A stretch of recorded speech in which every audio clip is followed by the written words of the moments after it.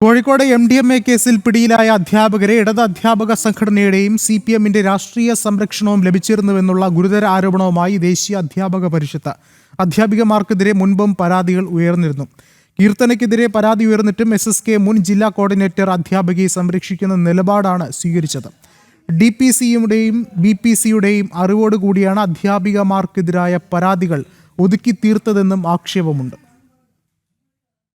അധ്യാപികമാർ ലഹരി ഉൾപ്പെടെ ഉപയോഗിക്കുന്നുവെന്നതുമായി ബന്ധപ്പെട്ട് SSK കോർഡിനേറ്റർ അബ്ദുൾ ഹക്കീമിന് വിവിധ സ്കൂളുകളിലെ പ്രധാന അധ്യാപകർ ഉൾപ്പെടെ പരാതി നൽകിയിരുന്നു. എന്നാൽ വിഷയത്തിൽ നടപടിയെടുത്തില്ല. പന്തലായനി BRC-യിലെ ജോലിക്കിടെ വിരമിക്കുന്ന മറ്റൊരു പ്രധാന അധ്യാപകനു നേരെ ഹണി ട്രാപ്പ് ആരോപണവുമായി അധ്യാപികമാരിലൊരാൾ രംഗത്ത് വന്നു. ഈ പരാതി പിന്നീട് ലക്ഷങ്ങൾ വാങ്ങി നൽകി ഒതുക്കി തീർത്തു. DPC-യുടെയും BPC-യുടെയും അറിവോടെയാണ് അധ്യാപകർക്കു നേരെ നൽകുന്ന പരാതികളെല്ലാം ഒതുക്കി തീർത്തത്. ഈ SSK എന്ന് പറയുന്നത് വലിയൊരു ഫണ്ട് വരുന്നൊരു സിസ്റ്റമാണ്, കേന്ദ്ര ഫണ്ട്. ഇപ്പം അത് PM ശ്രീയിലൊക്കെ ഉടക്കിയിട്ട് നിൽക്കുകയാണെങ്കിലും വലിയൊരു ഫണ്ടാണ് ഇതിലേക്ക് വരുന്നത്. കോടികളെ ഫണ്ടാണ് ഓരോ ജില്ലയ്ക്കും അനുവദിച്ച് കിട്ടുന്നത്. അപ്പം ഇതിന് നമുക്കറിയാം, ഭിന്നശേഷിക്കാരായിട്ടുള്ള പല തരത്തിലുള്ള ഭിന്നശേഷിക്കാരായിട്ടുള്ള വിദ്യാർത്ഥികൾക്കുള്ള എയ്ഡുകളൊക്കെ വാങ്ങിക്കുന്നതും കൊടുക്കുന്നതൊക്കെ ഈ ഒരു SSK മുഖാന്തരമാണ്. ഇങ്ങനെ ഒരു പർച്ചേസിങ് കമ്മിറ്റിയും നിലവിൽ 10 വർഷമായിട്ട് കോഴിക്കോട് ജില്ലയിൽ വിളിച്ചു ചേർത്തിട്ടില്ല.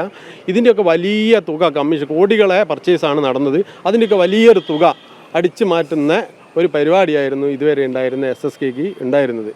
കൂടാതെ കരാർ നിയമനത്തിലൂടെ ജോലിയിൽ പ്രവേശിക്കുന്നവർ വിദേശത്ത് പോകണമെങ്കിൽ ജോലി രാജിവെക്കണം. 3 മാസത്തിനു ശേഷം വിദേശത്ത് പോയി തിരിച്ചെത്തിയ കാവ്യയെ ജോലിയിൽ തിരിച്ചെടുത്തിരുന്നു. അതേസമയം കേസിൽ കുറ്റാരോപിതരായ അധ്യാപകർക്കു നേരെ വിദ്യാഭ്യാസ വകുപ്പും സമഗ്ര അന്വേഷണം പ്രഖ്യാപിച്ചു. BRC കേന്ദ്രീകരിച്ച് നടന്ന മറ്റു ക്രമക്കേടുകളെക്കുറിച്ചും അന്വേഷിക്കാൻ 4-അംഗ പ്രത്യേക അന്വേഷണ സമിതിയെ ചുമതലപ്പെടുത്തി. SSK state additional project director AK ഷൈൻമോനാണ് അന്വേഷണ സംഘത്തിന്റെ തലവൻ. അടിയന്തരമായി അന്വേഷണം പൂർത്തിയാക്കി റിപ്പോർട്ട് കൈമാറാനാണ് സർക്കാരിന്റെ ഉത്തരവ്. പേരാമ്പ്ര BRC-യിലെയും സമീപ പ്രദേശങ്ങളിലെ മറ്റ് BRC-കളിലും അന്വേഷണ സമിതി നേരിട്ടെത്തി തെളിവെടുപ്പ് നടത്തും. ലഹരിക്കേസിൽ ഉൾപ്പെട്ടിട്ടും പ്രതികളായ കാവ്യ, കീർത്തന, നിഷ്മ എന്നീ അധ്യാപികമാർക്ക് BRC-യിൽ തടസ്സമില്ലാതെ തുടർന്നു പോകാൻ ഉന്നതരിൽ നിന്നോ മറ്റോ സഹായം ലഭിച്ചിട്ടുണ്ടോ എന്നും സമിതി പ്രത്യേകം പരിശോധിക്കും. പ്രതികളുടെ ബാങ്ക് അക്കൗണ്ട്, UPA അക്കൗണ്ടുകൾ എന്നിവ കേന്ദ്രീകരിച്ചാണ് നിലവിൽ പോലീസിന്റെ അന്വേഷണം പുരോഗമിക്കുന്നത്.